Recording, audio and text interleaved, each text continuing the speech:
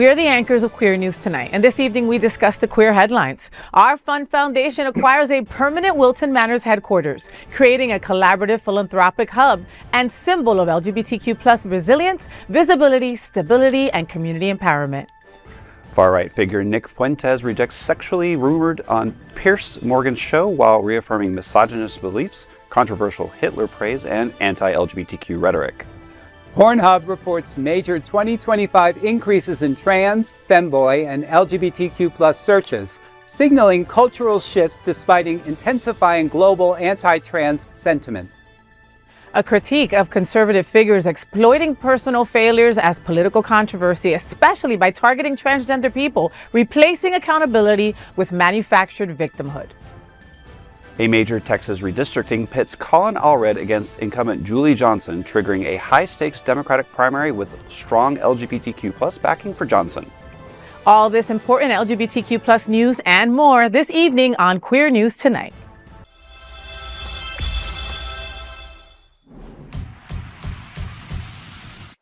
Welcome to Queer News Tonight. This is the world's first and only LGBTQ+ daily news television show broadcasting live and available on demand on your favorite streaming channels. Analytics company vidIQ has certified the Queer News Tonight YouTube channel as the world's most popular LGBTQ streaming news show. Our queer stories have reached over 1 million views. We are proud that Queer News Tonight has more YouTube subscribers than any other LGBTQ brand in Florida. We thank you for watching and supporting our voice in our rainbow family. There is no other news program in the LGBTQ world like Queer News Tonight. It is Wednesday, December 10th. We are live and literally out of the closet and into the headlines. So many of your important stories we'll tell this evening on Queer News Tonight.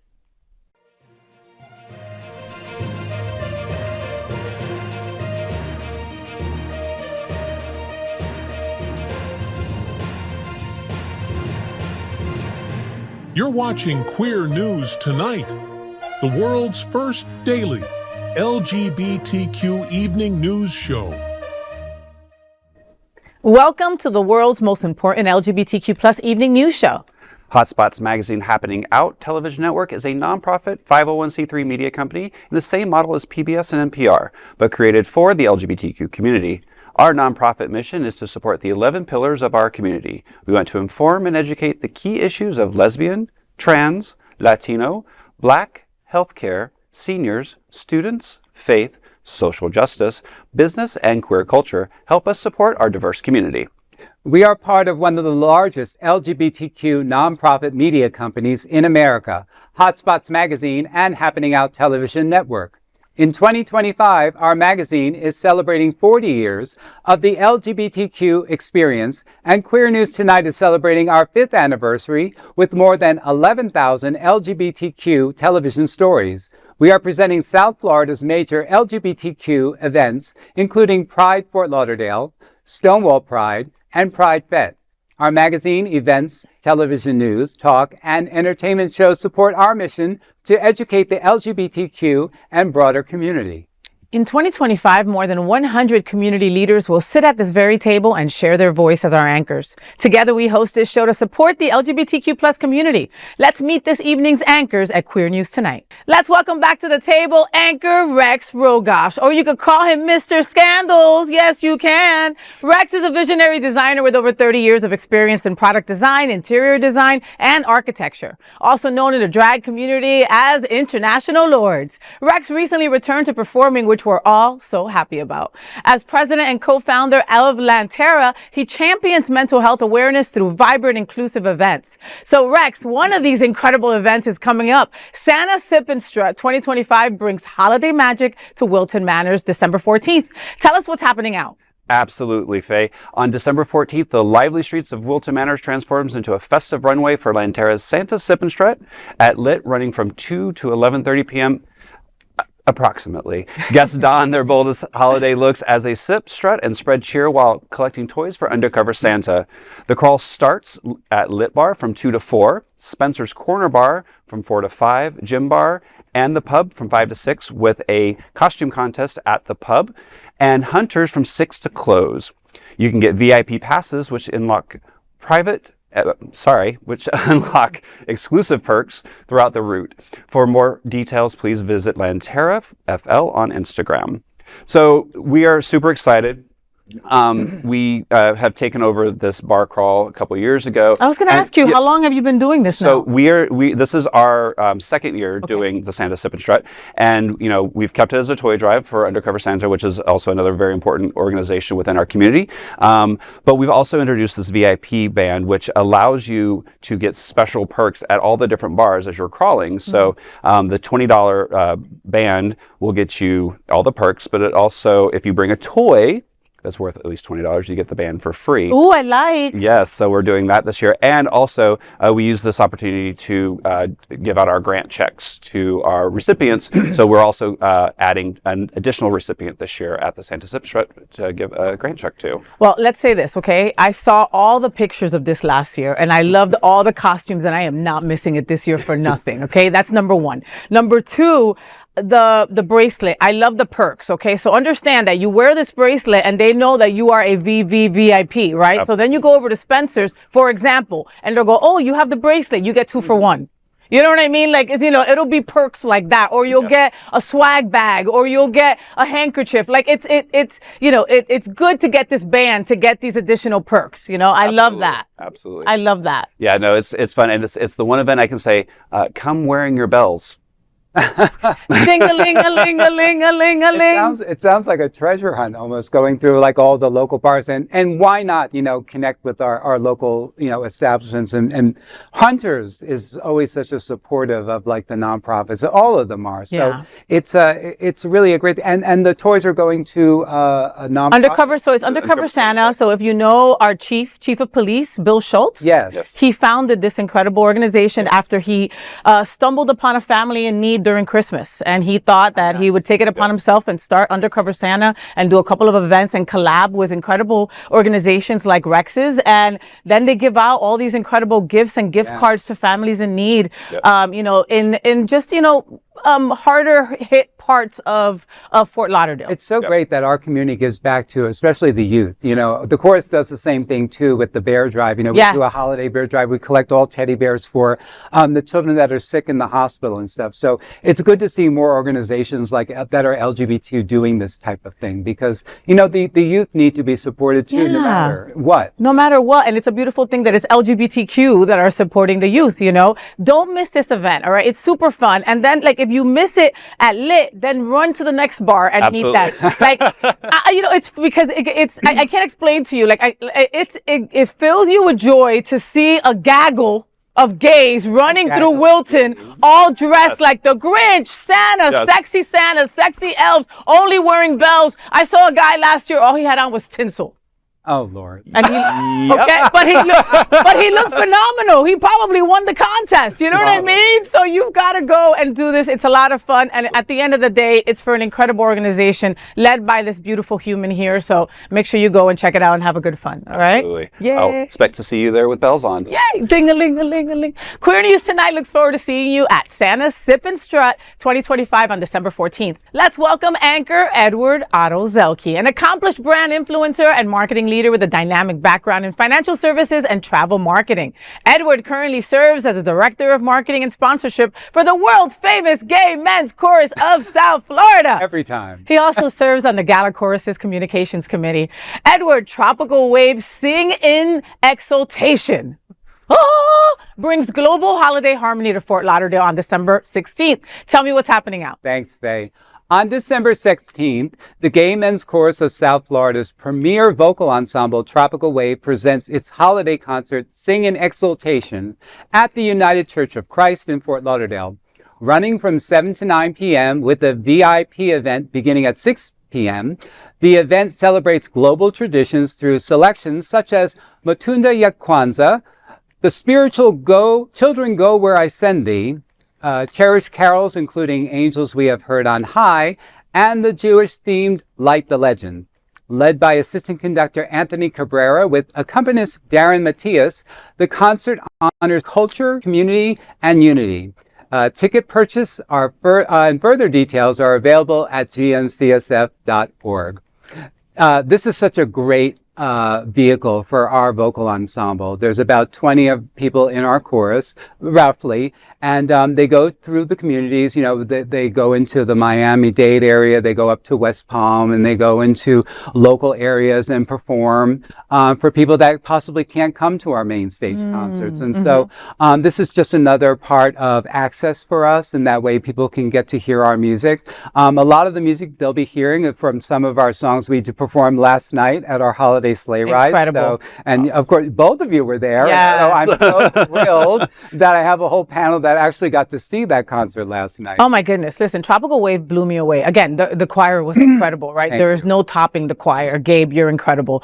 And then when I see these 20 some odd people come to the right and then do their own singing, I was blown away, right? And the one that really got me was the Matunda ya Kwanzaa. Like that rendition was just so beautiful, and they sang it so perfectly. I don't know what the girl's name is, but you got to tell her that I'm a huge fan, because I mean, she owned it. Her name is Ginny. Hey, Ginny. And Ginny is probably one of our female singers that has been around the longest. I would say about 3 years now. And she's on the leadership team committee too. So it speaks well in terms of our organization, just how diverse we are and how accepting we are. The inclusivity. Yeah, we have 4 women that are in the chorus as well, and they performed last night. All of them were just so wonderful. You know, you got to hear a straight woman talk about, like, you know, her sister who's gay, and then you had a lesbian couple that was one of the dancing Santas that were out there and stuff. So it was so brilliant. So it's so nice to see. So, you know, 2 of them are in Tropical Wave, and it's so wonderful because that's become so diverse itself. It's opened it up to,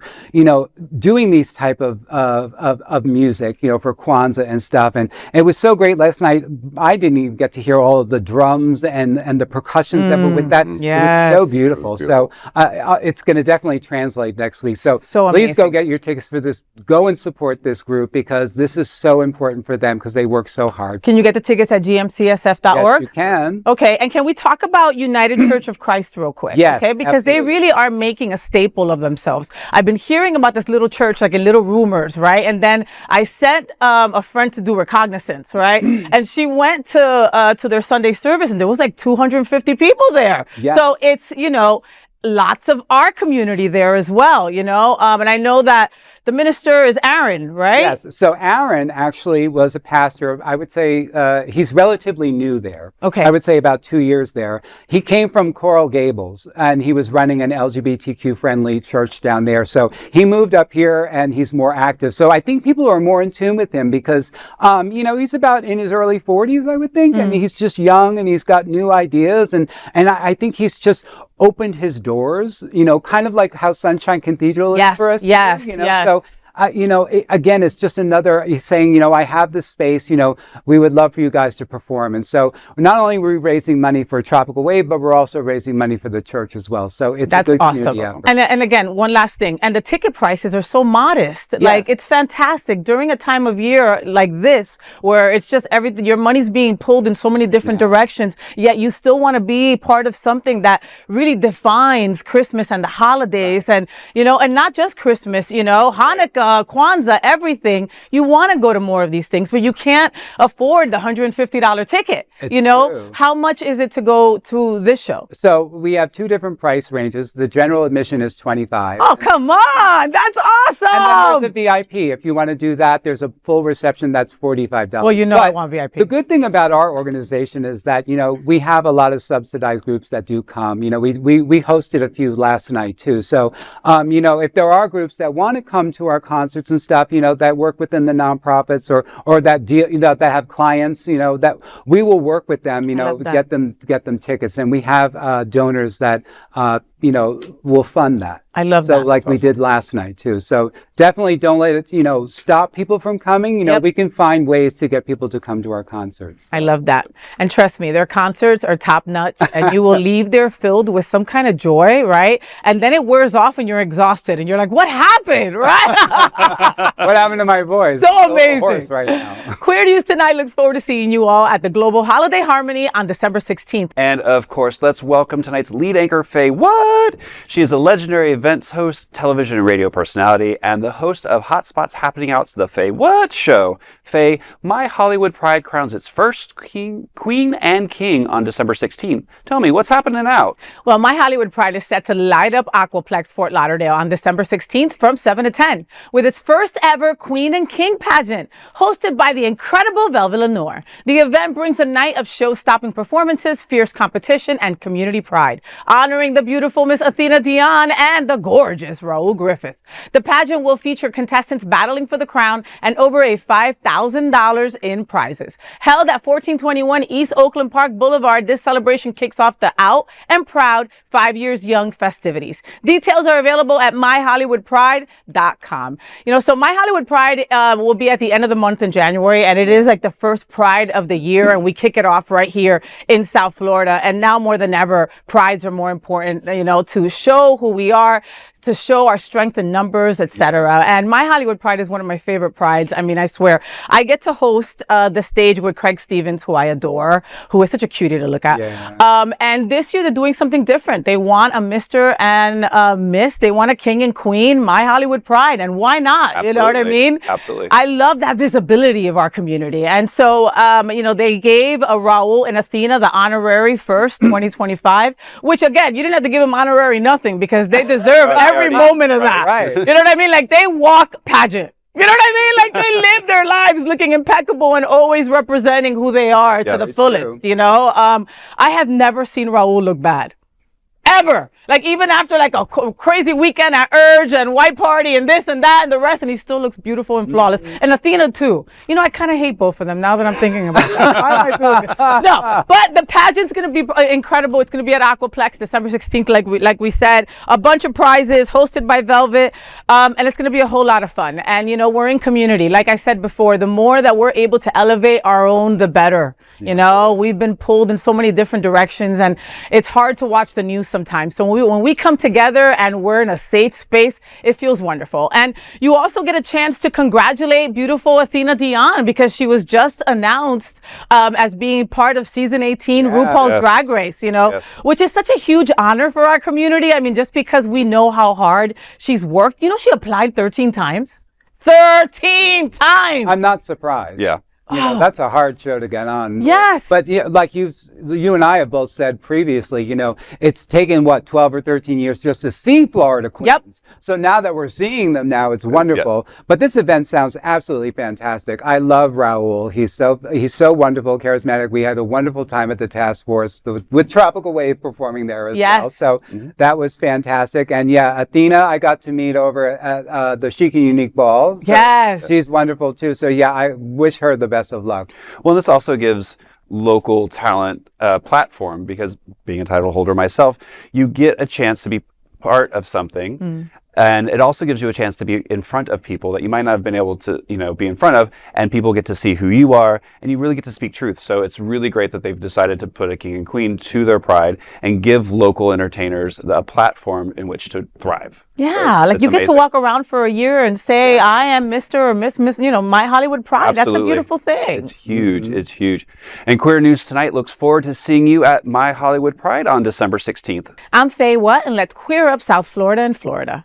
Our Fund Foundation prepares new wave of updates as Capital Campaign nears launch. The Our Fund Foundation has officially purchased its first permanent headquarters at 2520 North Dixie Highway in Wilton, Manors, ushering in what leaders call a transformational new chapter. In its latest quarterly report, the foundation says the move strengthens its mission to make South Florida the most livable and thriving place in the country for LGBTQ+ people. President and CEO David Jobin put it simply, quote, "This new home isn't just about bricks and walls. It's about creating a space that reflects who we are.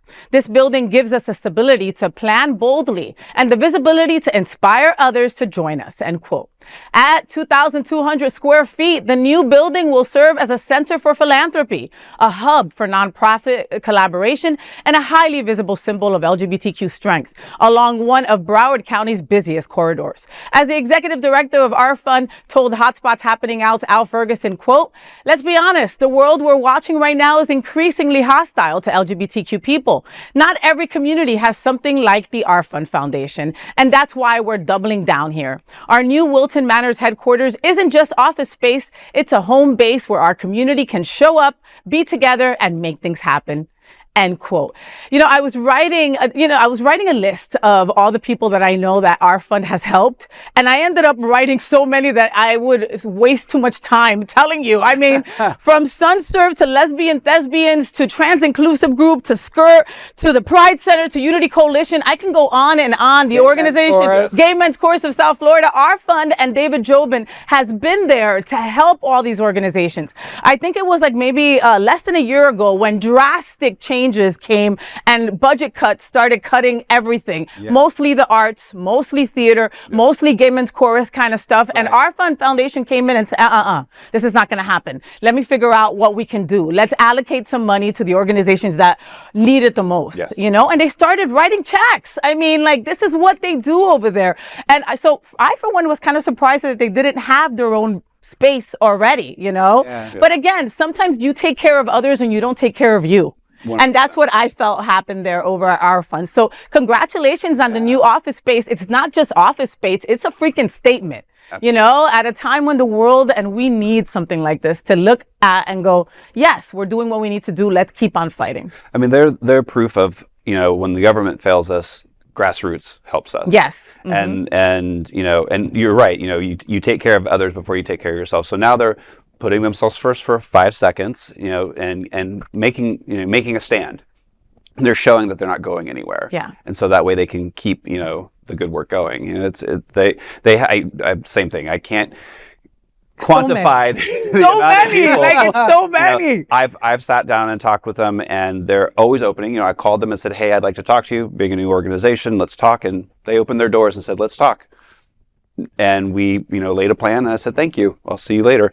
And it really, again, it shows how grassroots and local community helps each other. Yeah. And I can't say enough about them. Yeah, they are just one of our fantastic foundations here, and that we tap into for not just for money, but for resources and for information too. Mm-hmm. They are really, we have a program with them ourselves. It's a legacy giving program that we help through the chorus as well. So, we created that program just so that, people that have passed on, they leave a small amount, for our organization through the Our Fund. So, it works so wonderfully for us, and it gives people, the option to, support us even when they're no longer here. Yes, what a beautiful thing that is, One last thing about David Jobin. He's an incredible human. Right. Like, period, right? He's always representing. You see him at all the events. I don't know how that man does it. He looks at me and goes, "Hey, I look at your social media to see what's going on." I'm like, "No, you don't." I'm like, "No, you don't. You get it, but you're VIP. I'm on VIP. All right." Like, I'm surprised David Jobin's on social media. If he's so busy. In what time? I am blessed to have some really close friends and family of mine who are leaders in their own capacity and lead their own nonprofits. And if you ever ask them, who do you look up to? Who is your mentor? Each one of these 3 people always say David Jobin, right? So that means to me that they're able to call him when any kind of problem or any kind of like, "Hey, what do you think about this? Can you point me in the right direction?" I mean, that is worth millions right there. Especially to our organization. David has a background in being the executive director for the Gay Men's Chorus in Washington. So he has a fundamental idea of how our organization runs. So, we have tapped into him, and Mark has tapped in, asking advice and stuff. So we've created such a wonderful foundation so that, his experience has already affected, South Florida for decades. I was going to say, it's more than just money. It's experience and knowledge and the willingness to share it. Because there's so many times that people are knowledgeable and they keep it to themselves and they work in a silo, and he doesn't. He works in a field and allows everybody to come in. I love that. I'm Rex Rogosch, and let's queer up gay culture. Nick Fuentes tells Piers Morgan he's, quote, "not gay," end quote, and doubles down on misogyny in fiery interview. Far-right activist Nick Fuentes used his recent appearance on Piers Morgan's Uncensored to deny long-running speculation about his sexuality while reiterating his extreme views on women and politics. Fuentes, 27, who has become known for anti-Semitic and homophobic rhetoric, was pressured by Morgan about theories that he isn't attracted to women. To clear up one of the many theories about you, I've no idea what the answer is and you haven't got to answer, but are you actually attracted to women? I am attracted to women. You're not gay? No. But I will say that women are very difficult to be around. Okay. So there's that. And do you think they should have the right to vote? I do not. No, absolutely not. They should stay at home? Well, yeah, absolutely. So basically, you're just a misogynist old dinosaur, aren't you? For a young guy. Yeah. I mean, I know I'm the boomer. I know I'm the boomer here, but actually, you're a 27-year-old dinosaur, aren't you? Aren't you, Nick Fuentes? All women. I am. All women are annoying. All women grow fossil. old. They all get fat. Says the guy. Have you ever had sex? No, absolutely not. Wow. Says the guy who's never got laid. Rumors about his sexuality intensified earlier this year when gay porn briefly played at the end of his America First live stream for more than 3,300 viewers. Fuentes blamed hackers, noting the clip never appeared on his Rumble feed. Elsewhere in the interview, he embraced being described as a misogynist, confirmed he has never had sex, and defended calling Adolf Hitler fucking cool. Fuentes said of Hitler, quote, "It's just cool. The uniforms, the parades. As a guy, you look at the World War II and it's fascinating," end quote. The comments quickly reignited backlash among audiences, including LGBTQ advocates. It should ignite backlash against anybody who has a brain. Oh, wow. This is a small guy who lives in the basement of his parents. He's never had sex, right? Which I call bullshit. Some woman said to him no, and that man went running to the basement of his mom's house. Here's the thing. Here's the thing. If you watch the interview, he pauses too much and thinks. Does he think some of this? I'm sure he does. But I think a lot of it is for attention.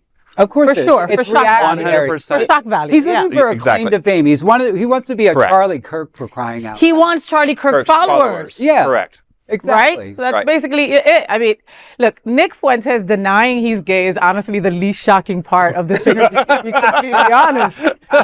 What is freaking shocking, or would be if we hadn't heard it before, is a grown-ass man proudly calling himself a misogynist and fanboiling over Hitler. That is crazy. You know what I mean? This is what happens when someone builds a brand on hate instead of maturity, you know? I mean, women are difficult to be around. Really, you turd? Are you serious?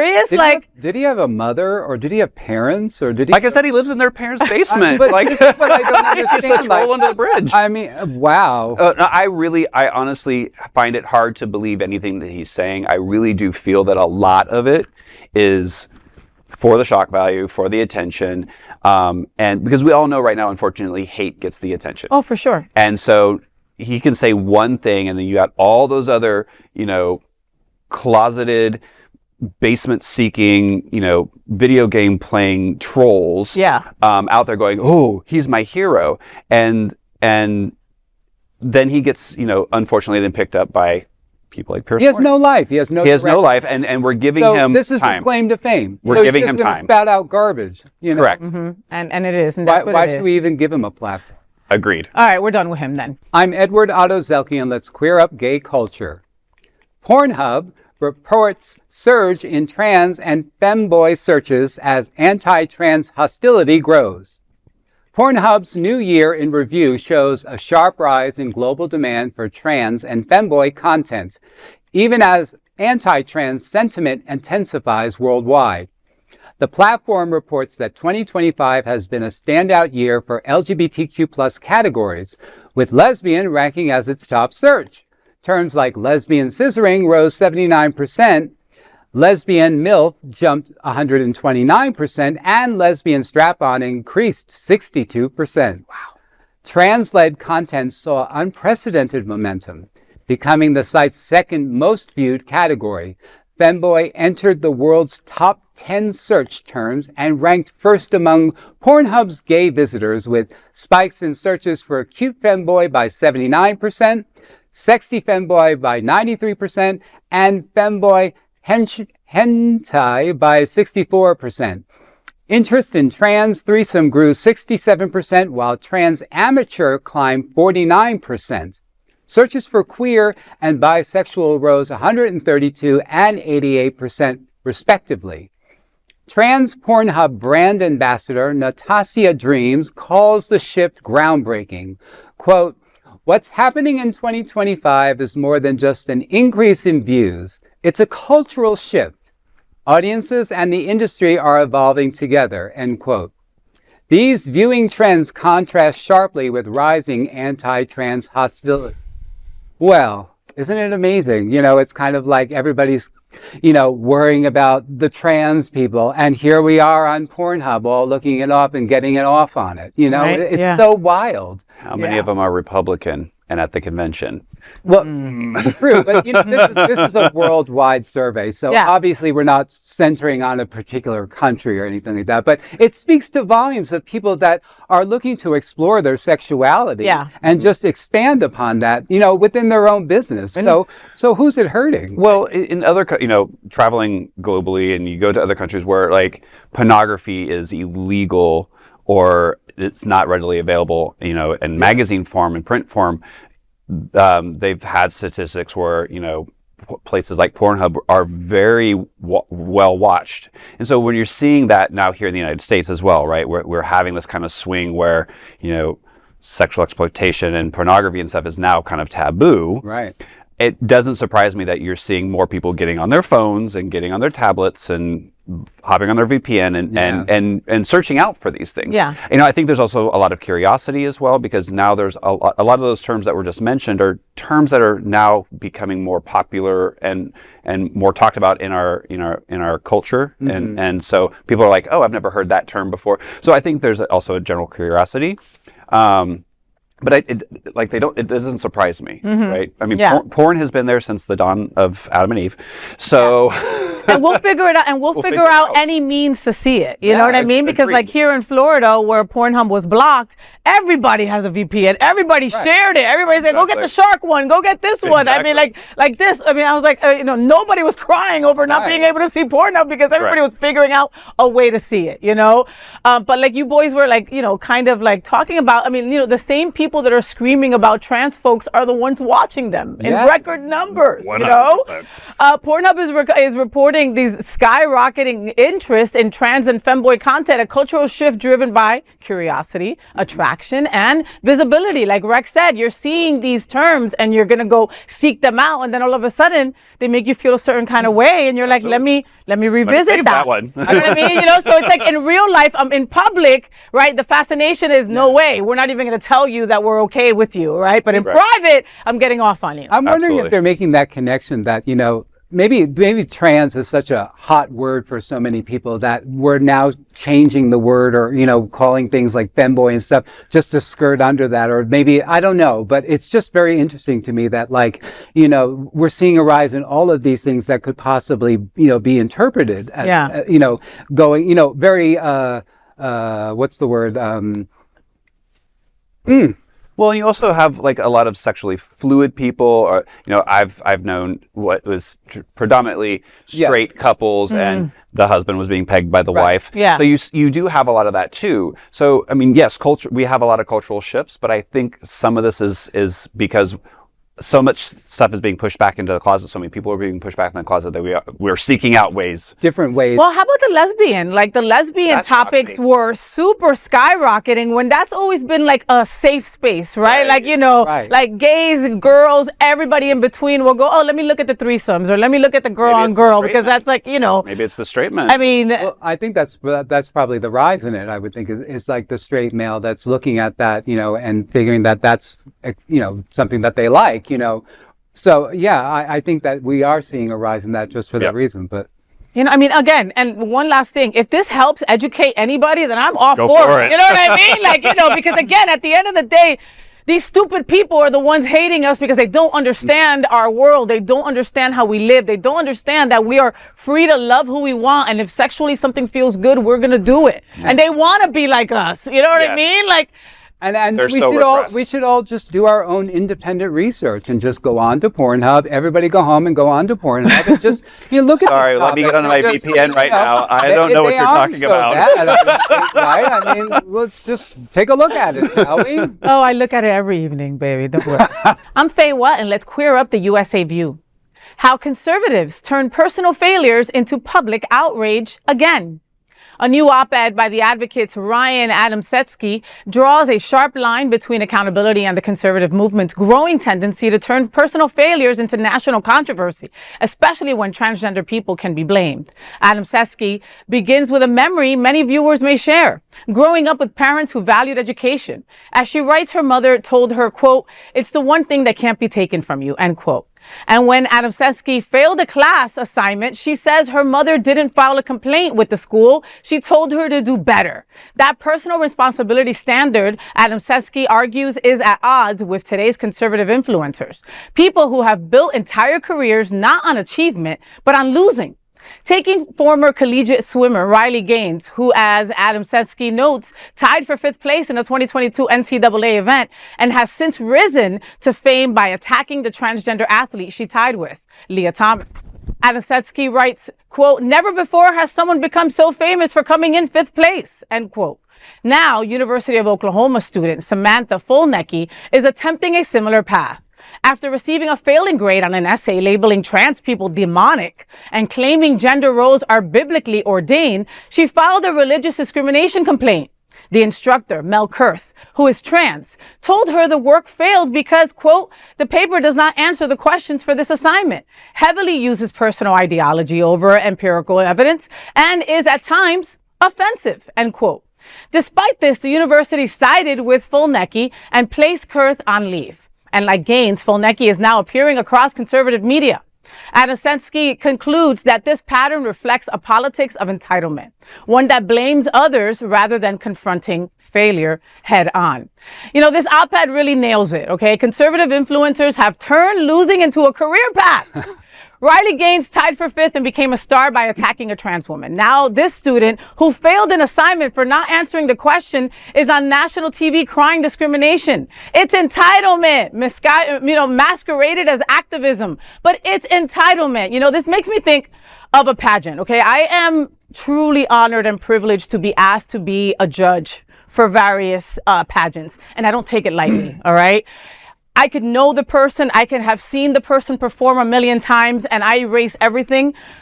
I just give them a score on what I see at that stage presented in the time frame that they're given, right? I have been in front of someone beautiful who is wearing the perfect gown, is demonstrating class and grace on the platform, right? Her makeup looks flawless, her hair looks impeccable. Then when she opens her mouth, doesn't answer the question and answer like she should. And she didn't answer the question. I can't, with all my want, give her a good score when at the end of the day, everything looks beautiful. The package is there, but you're not answering the question. And that is the point of Q&A in a pageant. That's what I'm feeling for this girl. And now, and they didn't even, and the school not going on the side of the teacher. I mean, come on, folks. I think we have several issues here. One, we live in a world that revolves around social media, and everybody is using social media as a tool and as a weapon. I think culturally, just not conservatives, but culturally, we are seeing entitlement. You know, it's just not conservative people. We see people, children, if they don't get their way, they scream foul. It's never their fault. It's always somebody else's fault. And unfortunately, we have, like schools, we would expected the school to say, no, the teacher did their job. But unfortunately, the person went on social media, made a big cry. There was enough people that rallied behind it, and the school goes, I don't want this headache. We just need to put, the teacher to the side for a few moments. And that's the problem that I have. I have a problem with the people who actually have the power to stand up against what is bullying to me. Mm-hmm. They're not. So you see schools kind of going back. You see organizations taking a side. You see people who would normally have stood up in this political climate right now saying, we need to maybe just stay quiet for a few minutes and let this pass over. Oh, man. Yeah. Very, very true point. Edward?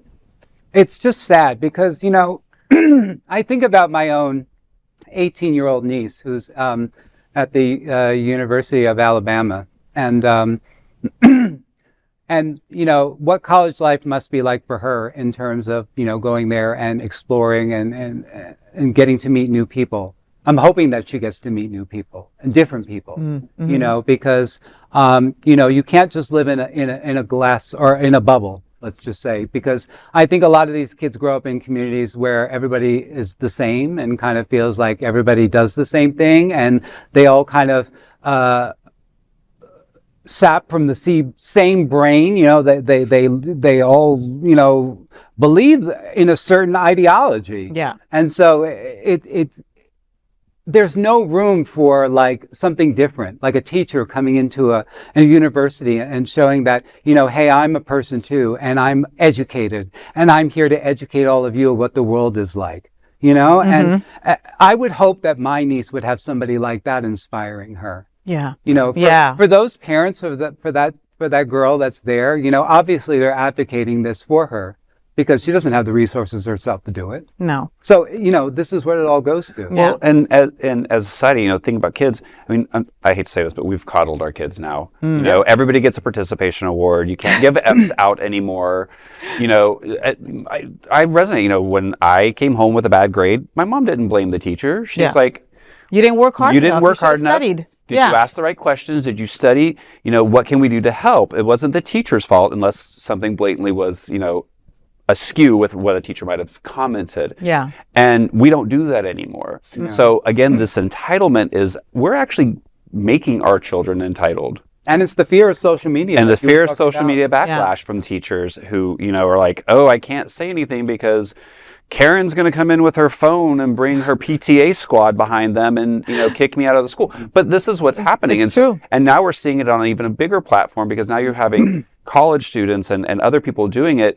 And again, the mass mob getting behind them, and now they're getting picked up by news. So you're giving them more of a platform, like we just talked about. Let's give thoughts and beautiful love and energy to the teacher, Absolutely. to the Professor Kurth, okay? 100%. Because first of all, it takes a certain kind of person to be a teacher. Right? Especially in this day and age, especially I don't know what she's getting paid at this university, but you know what I mean? It's not what it should be. You know what I mean? It's not what it should be, right? And yet these folks go into this profession because they want the next generation to get as much education as possible, right? Mm-hmm. And this woman is trans, so she's already got like a target on her back, so to speak. Yet she's still gonna do this, right? I mean, so, take that leave. Take that time off. Give yourself a couple spa days, girl. Right. And I mean, honestly, you're an incredible person, and you are enough, and you didn't do anything wrong. Yeah, you did your job. I'm Rex Rogosch, and let's queer up politics. LGBTQ plus trailblazer Julie Johnson faces challenge from Colin Allred in high-stakes Texas race. A dramatic redistricting upheaval in Texas is setting up one of 2026's most closely watched Democratic primaries. Former U.S. Representative Colin Allred is launching a bid to unseat the current U.S. Representative Julie Johnson, the first out LGBTQ plus person ever elected to Congress from Texas, just as U.S. Representative Jasmine Crockett enters the U.S. Senate race. Johnson, who succeeded Allred in Congress after he vacated the seat for a 2024 Senate run, now faces a fight for political survival. Her 32nd district was dismantled under a mid-decade GOP redistricting, pushing her into a newly created 33rd district. The same district Allred now plans to contest. About one-third of the district's residents previously lived in Allred's former seat. Allred casts his run as a personal, describing the 33rd as the community where he grew up, attended public schools, and now raised his own family. Johnson, however, calls Allred's return a political recalculation rather than a community-rooted leadership. She noted that she has represented thousands of families in the district since 2018. Quote, "This new district deserves representation that has been present in the tough moments, including throughout the redistricting fight, instead of parachuting back when another campaign doesn't work out," end quote. LGBTQ plus political groups have quickly lined up behind her. Human Rights Campaign President Kelly Robinson said the organization proudly stands with her, while Equality PAC vowed it won't let anyone take that away without a fight. I mean, first off, having an LGBTQ person representing anything in Texas, as a former Texas resident, is huge. And and I thought it was interesting that she said, you know, you didn't win your one, so you're now jumping back into this. But I also feel that, you know, it has something to do with the fact that she is LGBTQ plus, because, you know, he's like, not in my backyard. You know, you can do whatever you need to, but now you're in my part of my district because we made you part of my district, so now I got to kick you out. You know, and it screams of desperation. You know, and again, it screams for attention. You know, I've lived it. Well, so is she. Yeah. You know, she's your neighbor. You know what? When Texas comes up in the news, I always take note because Texas is Florida with more cows. You know what I mean? Like, you know, you know what I mean? Just 100%. anything that they're going through, right? You know, Ron DeSantis and Abbott and everything that they, you know, lick each other's butts and kiss the ring of Trump. 100%. You know what I mean? So they kind of take their rules from this weird rule book, you know, that the rest of us are not privy to see. You know, so Julie Johnson, that's a win. And we got to take the wins whenever we can get them because there's not enough of them. You know what I mean? Jasmine Crockett, I can watch that woman all day. Like, I just love her. I love her. I'll just mention her current video right now is her and kind of like a slow motion stance with just horrible things that Trump has said about her in the background, right? And there's a long list, you know. Is this video? Right, exactly, right? But having folks like Julie Johnson and Jasmine Crockett give us hope, and they give, you know, and they give us a precedent to others that hopefully will follow suit and run. I mean, because that's what we need. You know? It speaks to also the issue then is the redistricting and everything, because we don't like who's in charge. So we have to all of a sudden change all the maps and everything. It's so crazy. Yeah. It's because they're so fearful. It's what a child would do. And because they know they're going to lose in the next big time in the next one. We're already starting to see it because we've already now in Miami elected a new Democratic. Yeah. Eileen Higgins. We're already starting to see it here in Florida because people are fed up with all of this. And Texas is interesting because there was a large amount of people who moved in from California when tech companies went to, you know, Austin and San Antonio, the energy companies. So there was a huge migration of tech companies that went from California to Texas. So you're also seeing this kind of swing culturally, which means, you know, more Democratic swing in a state that was, you know, typically Republican. Yeah. And I think you're starting to see that here in Florida too a little bit, you know, because you're seeing more Northerners like from the New York states and stuff always do come down here and stuff, but I'm starting to see like, you know, picking it up in here too. So. Yeah. Well, and again, like you mentioned Eileen Higgins, you know, her and Daniela Levine Cava to have two women right at the helm of the city of Miami and Miami-Dade County, where when the elections came, that was the first place that turned red. It was like, you know, like immediately, they didn't even have to count. It was like, it was wild. You know, so this is a step in the right direction. It's showing that there are people that didn't vote for him. That was a state that took 30 years to turn, you know, so there's always hope. There's always hope. LGBTQ 1 Minute News. Let's queer up lesbian and queer women. The Rock's daughter, Ava Raine, hard launches her girlfriend. Dwayne "The Rock" Johnson's oldest daughter, Simone Johnson, known in WWE world as Ava Raine, has officially launched her relationship with wrestler Tatiana Dumas. The couple debuted a shared Instagram reel on December 7th captioned, quote, "Fall in love again and again." This clip shows them kissing, hugging, and traveling together. Reposting it, Johnson wrote, quote, "Crying, screaming, throwing up, I'm so lucky," end quote. Though long rumored, this is their first public confirmation, coming shortly after they appeared with Dwayne at the Smashing Machine screening. Ava currently serves as next on-screen's general manager. And I love this, and I love Dwayne "The Rock." I just want to know if Ava does that eyebrow thing. If she inherited that. I'm trying to do it and I can't. The Botox won't let me. I mean, I love the fact though that this is, you know, they're coming out officially, which is great. But it's in a sport that is so male dominated. Not only male dominated, but the people who typically go to those types of events are probably not the most LGBTQ friendly. Oh, for sure they're not. And granted, again, we've talked about this for, you know, it's a little more acceptable for two women to be together in that sector. But the fact because it's a storyline. Correct. Yeah. Correct. However, the fact that they're doing it at the time right now, with the political climate that we have right now, is testament, and I'm hoping that more and more people do it. And we have more and more sports stars coming out in general, which is something that we need, because there are so many kids out there who look up to sports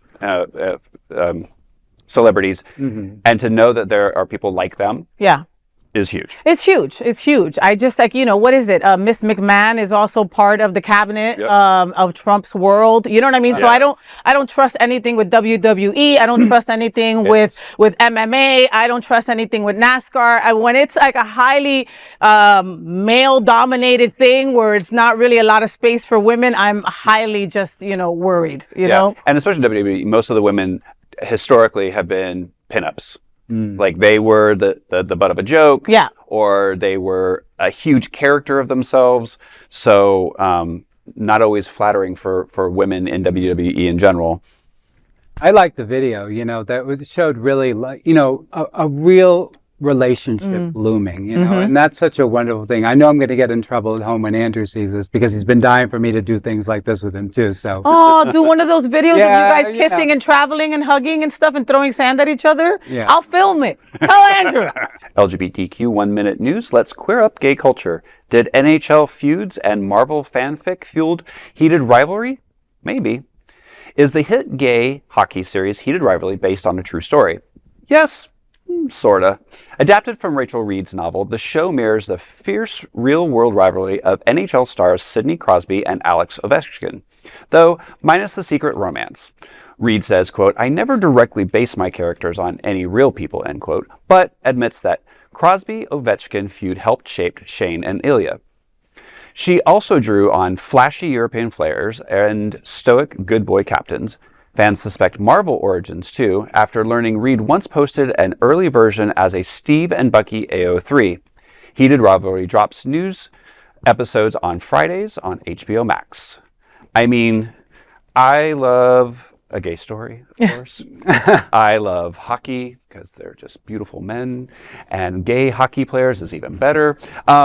What I do love, though, is that, again, we're seeing kind of real world gay stories shown on HBO Max, which is, anybody can get their hands onto it. So, it's not just your, typical flamboyant gay boy with, his girl squad going and having tea. Like, these are, again, we were just talking about sports guys, and they're gay, and it really does happen. And so it really kind of puts truth to our stories. And, I'm sure there's some fun in there, and I'm going to make sure I watch it because, again, I love hockey and I love gay boys. But I like the fact that this is something that could be real. Yeah. And exactly like you said, it could be real. It is real, right? Gay people are everywhere, like cockroaches. Absolutely. We're everywhere, okay? So it doesn't matter if it's a hockey player or in the Republican National Convention. We're everywhere, And so that's why this is so important, because it's just showing someone that we are everywhere, and it's giving that little hockey player kid something to go, okay, I'm queer and a hockey player, and that can go together, and that's okay. And obviously it must have inspired Rachel Reed to create this novel of seeing these hockey players together. So you draw inspiration from things that you're connecting with. So who cares, really? I'm gonna go break out my skates out of the closet. There you go. LGBTQ 1 Minute News. Let's queer up the USA View. Fired FBI agents who knelt at George Floyd protests sue Kash Patel. 12 former FBI agents fired after kneeling during a 2020 George Floyd protest are suing FBI Director Kash Patel and other Trump-era officials. Their federal lawsuit says the defendants violated the First Amendment and violated the Due Process Clause by punishing them years after the Bureau had cleared their actions. Their agents said they knelt to diffuse tension and that plaintiffs saved American lives. Their attorneys argued the firings were partisan. Attorney Mary Durham said, quote, "These partisan firings are the true weaponization of government," end quote. Another lawyer said, quote, "These agents diffused a dangerous situation without firing a single shot," You know, I will never forget the take the knee thing and how people were so outraged by that. You know, I remember seeing football players, you know, I think it might have been like one of the high games, you know, taking the knee. And it was just such a peaceful way to just protest what was going on. Yep. And I got to experience a little bit of that George Floyd Museum, you know, in Minneapolis about a year and a half ago when I went up there. And it was just so breathtaking, you know, just to see the space, you know, and it's like, you know, we're just all looking for peace and for freedom, you know, and if it's an expression of taking the knee, how can anybody get offended at something like that? You know, FBI folks are servants. They are public servants, right? So you know, this was the Floyd thing happened in 2020. Am I correct? Right. So now here we are 5 years later, right? You know, Comey's gone. Sue Cash Patel, do it. I mean, because that, you know, this should have just been thrown out at this point. You know what I mean? Like there were huge crowds during the protests. Anything could have gone sideways, you know? And that's the last thing that you want at that time. And there's always some dickhead cop that's going to do something, you know what I mean? And these guys were like, you know what? We're just going to take a knee, right? That way it tells everyone, we're with you. Right? We're with you. We're here to stand guard, but we're with you. Right? We're doing this safely and patiently. You know, and how are you going to get in trouble for something like that? Well, you know, it's protect and serve, right? So you're not only protecting the people behind you, but you have to protect the people in front of you, because guess what? They're part of the community too. Just because they're protesting against something that you don't believe in, they're still part of your community. So the law officials, FBI, CIA, police, rent-a-cops, whatever, they're there to protect not only you, but them too. So by the FBI agents taking a knee, they said this, we're here to do our job. Yeah. And our job is not to hurt you, it's to protect you. Yeah. From both sides. Yeah. And to get fired for, again, doing your job, this seems to be a theme tonight, for getting fired for doing your job, and after the fact that they've been cleared. The FBI did their investigation, which they're going to, and they were cleared. So if anybody is going to sit here and say that this isn't partisan, or this isn't some petulant child screaming, I didn't get my way, so off with their heads. Yeah. Is blind. We have such a strained relationship when it comes to law enforcement, right? Yes. So there are moments like this that they do the human thing. They did the human thing. Right? And instead of being like praised for it, you know, 5 years later, they're going to try to, you know, get them in trouble for it. It's ridiculous. I know it is. Well, LGBTQ 1 Minute News, let's queer up the USA view. Digital leaders press Democrats say what others are too scared to say. At the LGBTQ plus Victory Institute Leaders Conference in D.C., digital creators and public officials urged Democrats to confront the Trump era with unapologetic clarity. Moderator Jonathan Capehart led a panel featuring Charlotte Clymer, Jalen McKee Rodriguez, Sarah Guerrero, and Rayshonda Lias. Clymer declared, quote, you say the things others are too scared to say because that's what leadership means, end quote. Warning against political amnesia. Their message is clear. Authenticity beats silence, and silence is a liability.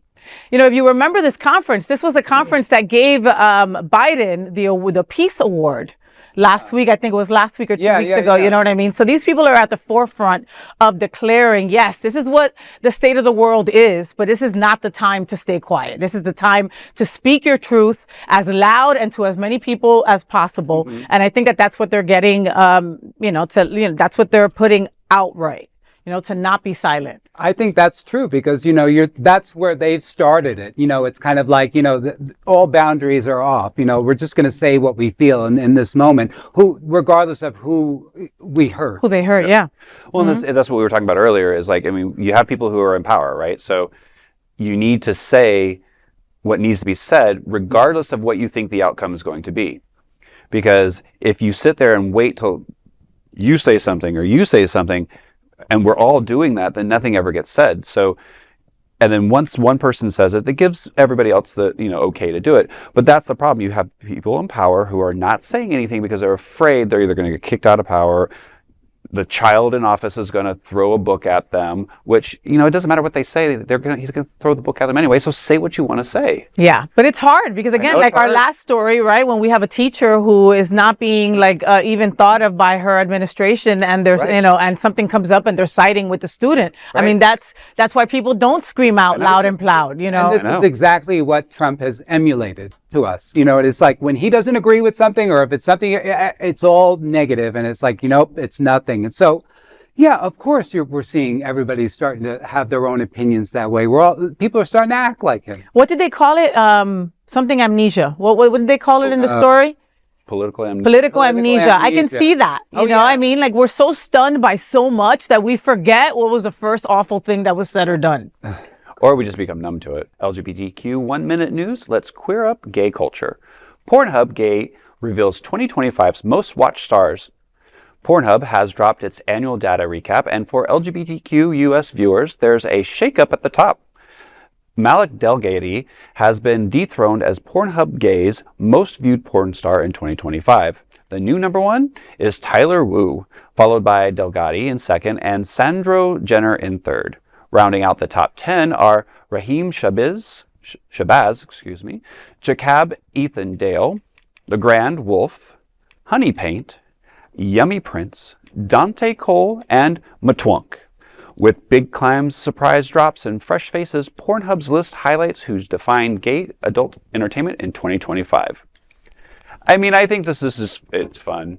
You know, we were talking about Pornhub earlier, and everybody, you know, everybody's tastes are different. It's interesting that, you know, they go, well, you're the top person viewed, you know, is it because they paid for all their sponsors? You know, like you just never know. And then again, you know, somebody's name gets leaked and you're like, oh, I want to see why everyone's watching him. So of course you're going to get raised. So, you know, you can do one good viral hit and, you know, get a new spot. You could. Yeah. You could. I mean, I love the fact that the number one position is held by an Asian person. I'm all about the inclusivity. Give me more. You know what I mean? That's what I'm talking about. And Mr. Shabazz, you can get it, baby. You got me questioning my sexuality. You know what I mean? So again, the Pornhub, free porn. Right. That's all I got to say. And these are just people that, you know, we can tap into, you know, just to get a little bit more research, you know what I mean? Yeah. That's it. Research. Again, let me Do your research. Matwunk. Yeah, okay. I think I knew one name on there, actually, LeGrand Wolf.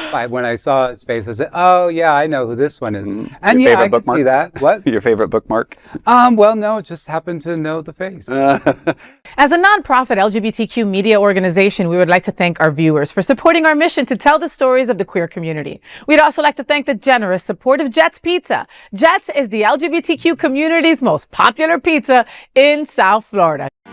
Take a look around these streets. Do you really think we woke up one day and said, yeah, the world needs more pizza? Nah, just a better one. Better, like the world's best pizza, Jet's Detroit-style pizza. Hand-pressed and baked to the thickest, crispiest crunch. You're welcome. Now visit jetspizza.com and save. Click on hot deals for special offers in your area. Jets, better because it has to be. These are today's headlines from Queer News Tonight, and our anchors represent the best of our LGBTQ family.